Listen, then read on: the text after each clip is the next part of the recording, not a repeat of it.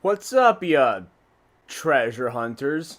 Once again, here we are with another week of recaps, where we, and by we, I mean me, yell about mundane shit of video games.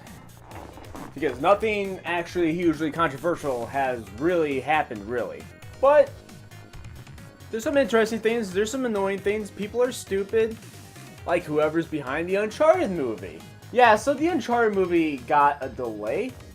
There's really not much to say about it outside of how are they this bad at directing a movie. So apparently throughout the entire production of the Uncharted movie, they've been switching out actors. They've been trying to get a solid director to do the job, and they just can't stick with the director. And like, this is the movie this is the movie equivalent of development hell, where there's so many issues arise that they just can't stay on topic. They can't just have a smooth beginning to end. They have to take all these detours and push it back more and more and more. And usually, bad things happen when that happens. Not always. Kingdom Hearts was a fine game. It's diversive. You know, not a lot. That's not even a fucking real word, is it? Not a lot of people. Some people hate it. Some people really love it. But overall, it was a good experience. Cuphead. People love Cuphead. Except for that one review who doesn't even know how to hold a controller, apparently. But most of the time, when there's this many changes to something, mid-production, it doesn't end well. Yeah. It's not, it's hard to be hyped for a movie that is taking this long. Like, Sonic the Hedgehog movie only got one pushback, and that's because they made it better. Because of the Sonic redesign. And you should go see that for the pure fact that they fucking listen to you, damn it. Make the box office be like, blam! And then, like, let your reviews, you know, tell otherwise. Don't fucking lie on your reviews. Because I know that's how you got your current job at Arby's. You've never worked at fast food place before, and I know it. But it's hard to see the movie actually be a good movie after it's been fucked with and bent over so many times. And my personal thoughts, so they say Tom Holland, and it's going to be a young Nathan Drake. So if they don't play the movie off as like an origin story, then I don't think Tom Holland's going to work because he is too babyface. Like, he works as Peter Parker because Peter Parker's supposed to be a high schooler to college age.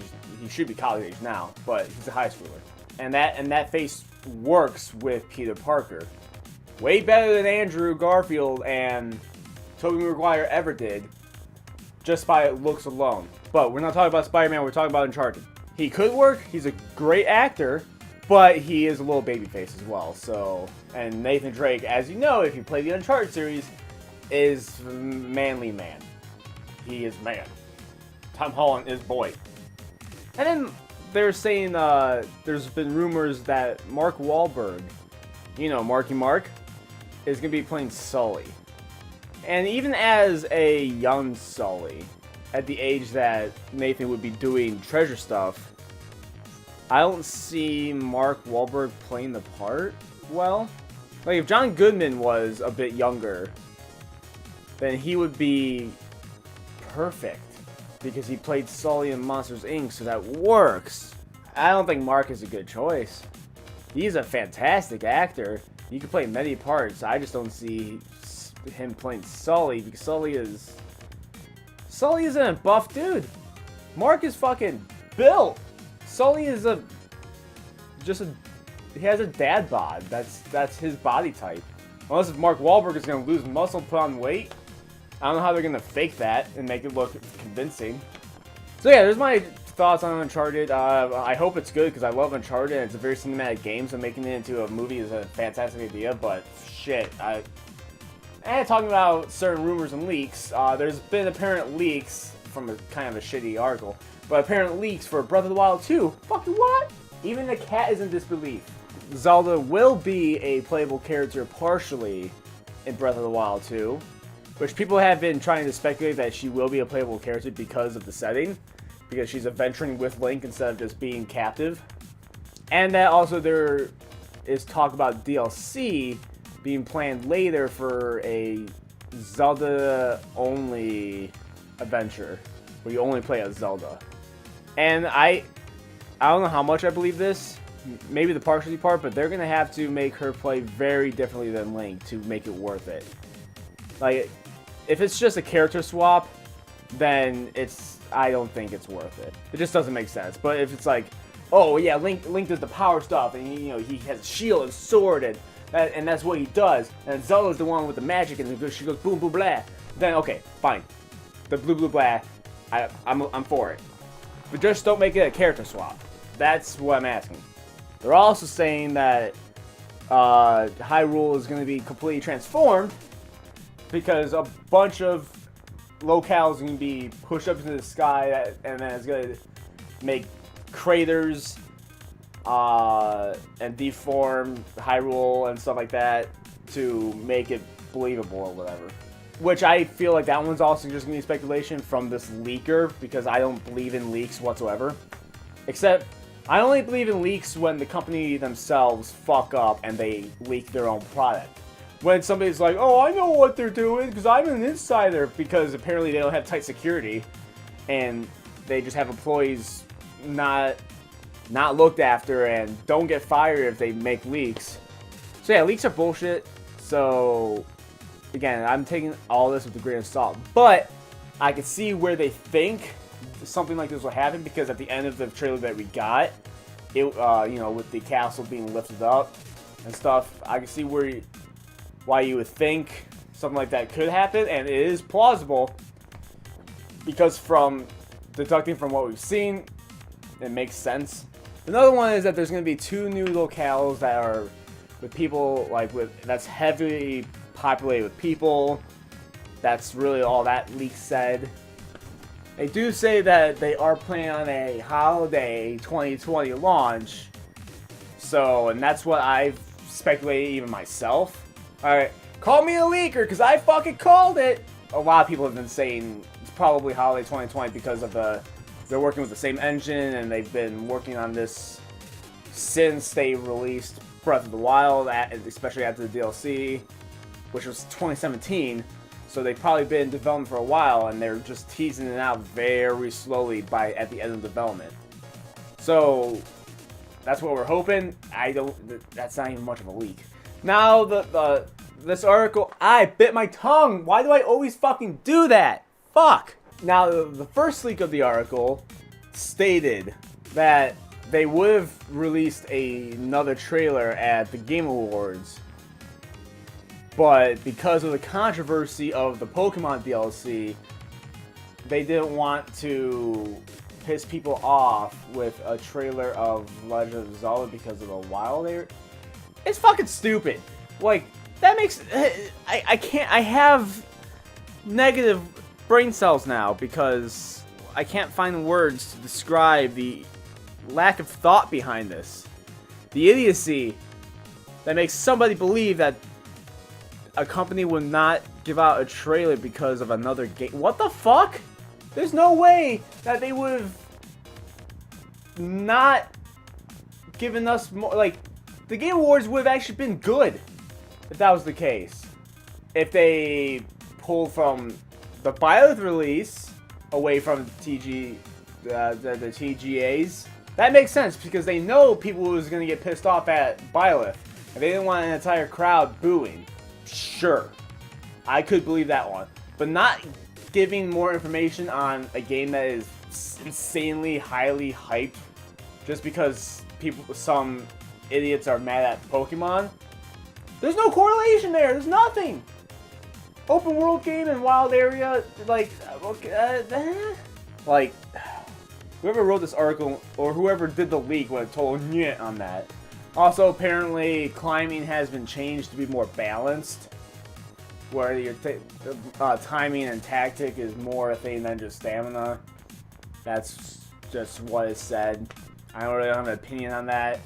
Like, maybe they made it better, maybe they didn't change it at all, I don't know, but that's what's being said.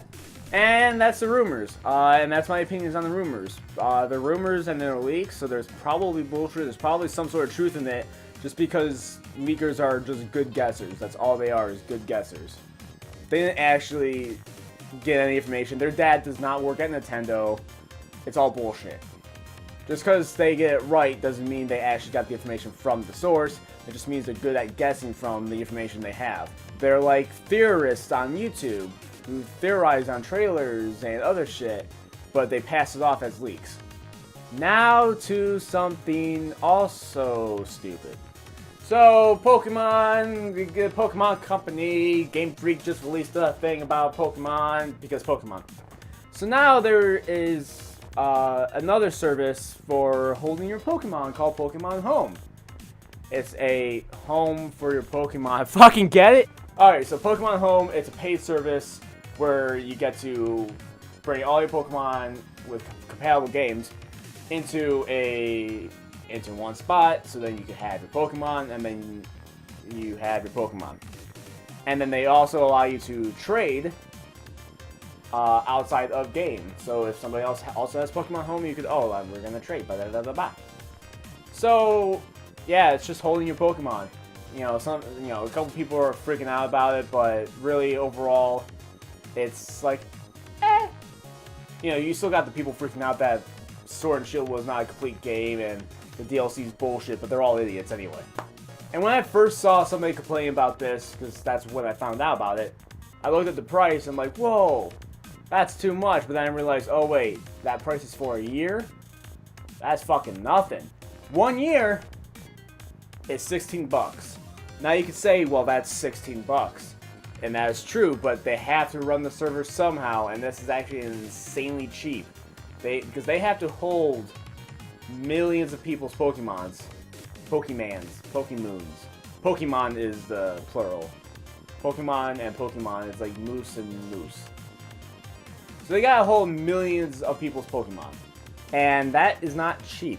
So if you want reliable servers, you're gonna have to pay for it. And $3 a month is a little expensive, but if you pay it for a year, you're getting a pretty huge fucking discount. That's an hour and a half at if you work at a fast food place. It's nothing. Let me quickly read off what the base is and the premium, because that is the premium price. So first, you can move your Pokemon from Pokemon Bank if you get premium. That's just not available as basic. They had to sell it somehow. It's still a business, and it's not that shady. It makes sense. And it also makes sense because base only lets you hold 30 Pokemon, where premium lets you hold 6,000 Pokemon. Again, you could be like, well, they're just holding back. Well, I also say it takes money to hold 6,000 Pokemon. They also have a Wander Box. You could place 3 Pokemon at base, 10 Pokemon as premium. I did not read on what the Wonder Box is, but if it's anything like a Wonder Trade, it's either your randomly traded Pokemon or it's the Pokemon that you let to go out in the world.